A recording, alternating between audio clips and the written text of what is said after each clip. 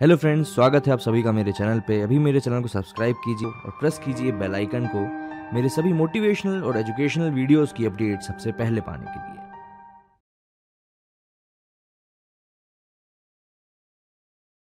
दोस्तों, मैं अपने इस चैनल के जरिए एक ऐसी कोशिश करने में लगा हुआ हूं जिससे कि मैं आप जैसे कई उन लोगों को मोटिवेट कर सकूं जो अपनी प्रॉब्लम किसी और के साथ शेयर नहीं कर सकते, लेकिन हाँ, वो भी अपनी जिंदगी में कुछ बड़ा करना चाहते हैं।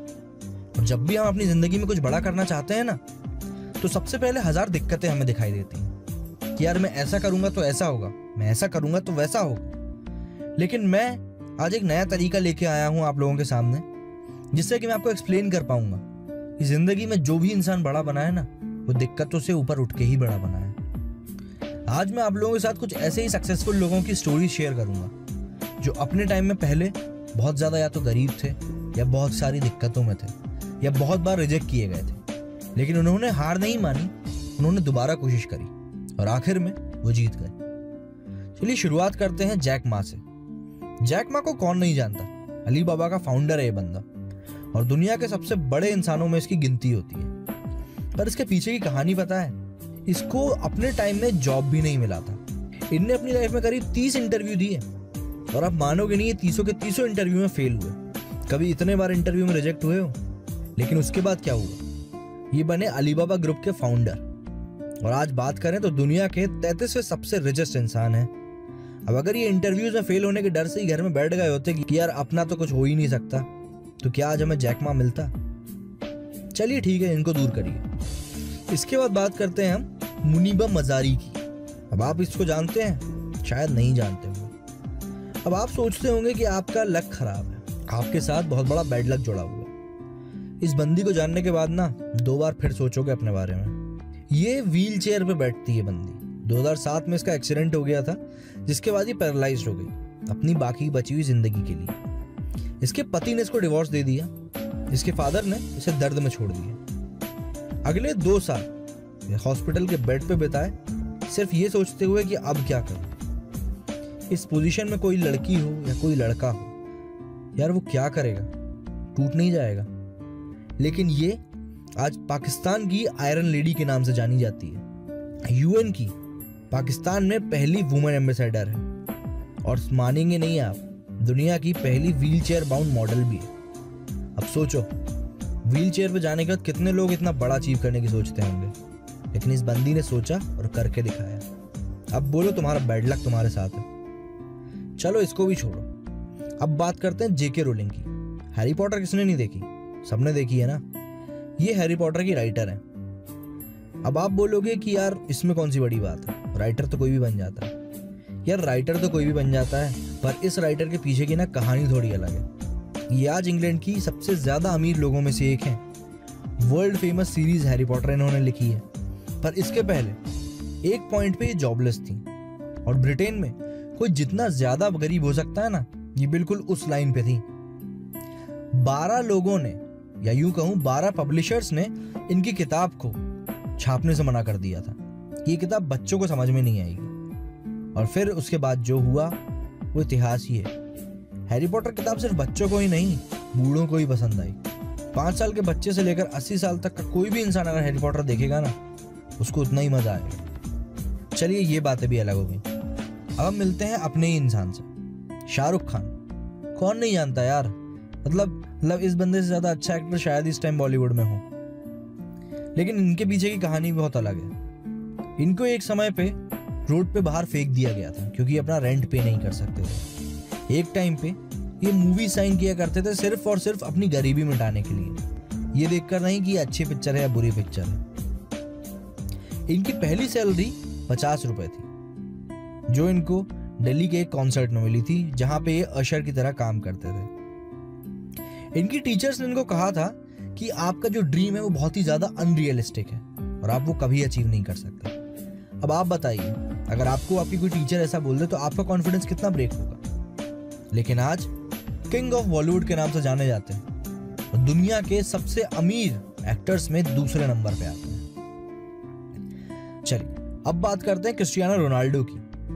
बॉर्न पुअर, आप गरीब पैदा हुए हो तो आपको चिंता करने की जरूरत नहीं है, आपको सिर्फ काम करना है। जितने भी सक्सेसफुल और फेमस पीपल हुए हैं वो सब भी गरीब पैदा हुए। क्रिस्टियानो रोनाल्डो पॉवर्टी में पैदा हुए, पॉवर्टी में बड़े हुए।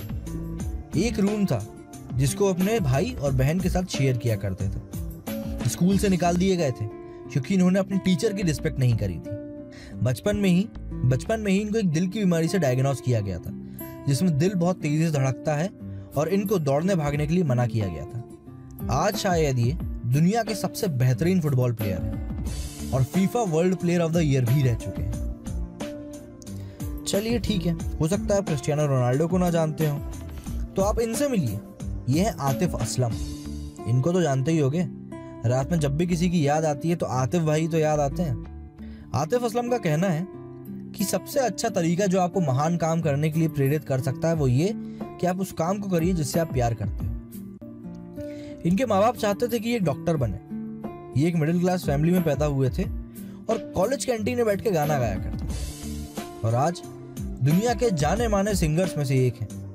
और आप मानेंगे नहीं, पाकिस्तान के तमगा इम्तियाज को पाने वाले यंगेस्ट पाकिस्तानी हैं। इसके बाद बात करते हैं हमारे अपने एम एस धोनी की। एम एस धोनी का कहना है कि स्ट्रगल जितनी ज्यादा हार्ड होगी ना, सक्सेस उतनी ही ज्यादा ग्लोरियस होगी। अपने टाइम में टिकट कलेक्टर थे रेलवे स्टेशन पर, चाहते तो जिंदगी उसी में काट सकते थे। बचपन के टाइम में दोस्तों से बाइक्स उधार लेकर घूमने जाया करते थे और आज only Indian captain to win all ICC trophies. ICC की जितने भी बड़े टूर्नामेंट्स होते हैं सब ये जीत चुके हैं और ये one of the best cricketer हैं ऑल टाइम के। अब आप बताइए। अब बात करते हैं सुंदर पिचाई की। जब बात इंटरनेट की होती है सबसे पहला नाम क्या आता है दिमाग में? गूगल। गूगल एक ऐसी चीज है जिसके बिना इंटरनेट की शायद कल्पना करना भी आज की डेट में मुश्किल है। सुंदर पिचाई इंडिया को बिलोंग करते हैं। आज ये सिर्फ फेमस नहीं है, दुनिया की हाईएस्ट पेड जॉब भी करते हैं। सुंदर पिचाई बहुत गरीब पैदा हुए थे। उनके माता पिता के पास कंप्यूटर तो छोड़ो, एक फोन लेने तक के पैसे नहीं थे जब तक कि उनकी उम्र 12 थी।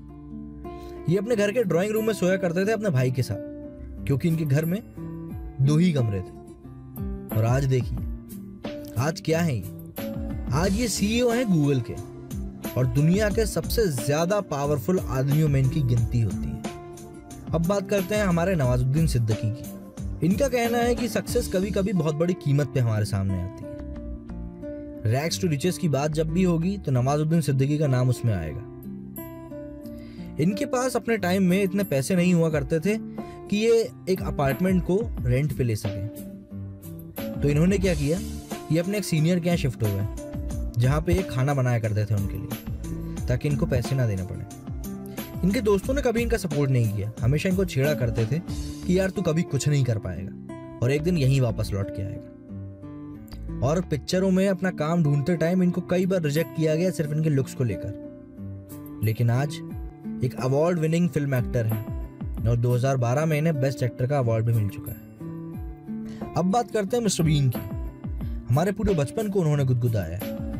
बिना बोले ये इंसान हमें इतना हंसा जाता है कि कभी कभी मैं सोचता हूँ कि अगर ये इंसान बोलता होता तो पता नहीं क्या करता। लेकिन फिर मुझे एक दिन पता चला कि यार ये इंसान तो बोल ही नहीं सकता, इनको स्पीच डिसऑर्डर है, ये बोल ही नहीं सकते। ये एक मिडिल क्लास फैमिली को बिलोंग करते थे और इनके पिता एक फार्मर थे। और आज क्या है, ये दुनिया के सबसे अच्छे कॉमेडियंस में से एक है। इन्होंने अपने नाम की हिस्ट्री लिखी है। अब बात करते हैं एमिनेम की। मेरे जितने भी दोस्त यहाँ पे इंग्लिश सॉन्ग सुनते होंगे ना, वो एमिनेम को जरूर जानते होंगे। एमिनेम एक वो इंसान है जिसके दरवाजे पर अपॉर्चुनिटी ने एक बार दस्तक दी और ये बंदा उस अपॉर्चुनिटी के साथ जाने के लिए ना अपने बैग के साथ तैयार खड़ा था। एमिनेम को बचपन में स्कूल में इतना मारा गया था कि ये 1 हफ्ते के लिए कोमा में चले गए थे। 9th ग्रेड में 3 बार फेल हुए थे। इसके बाद इन्हें स्कूल से ड्रॉप आउट कर लिया और इनके ऊपर अपनी खुद की माँ ने पुलिस केस किया था। आप सोचिए, आपके साथ इतना बुरा हो जाए तो फिर आप क्या करोगे। लेकिन आज ये इंसान किंग ऑफ हिप हॉप के नाम से जाना जाता है और most successful rapper of all time भी है। अब बात करते हैं कंक्लूजन की कि हमको इन सब बातों से, जो मैंने आपको ये बातें बताई, इससे आखिर मुद्दा क्या निकलता, क्या कंक्लूजन क्या है। एक रीजन है जो मैंने आपको आज ये सब कहानियां सुनाई। कई बार जब हम बैठ के सोचते रहते हैं कि यार अपनी जिंदगी में कुछ बड़ा अचीव करना है या कुछ बड़ा करना है, तो हमारे दिमाग में आता है कि यार कैसे करेंगे। हम लोग ये सोचते हैं कि जो लोग बड़े हैं या जो लोग सक्सेसफुल हैं वो ऑलरेडी अमीर थे, तो मैं आप लोगों को एक बात बता दूं यार, ऐसा कुछ भी नहीं है।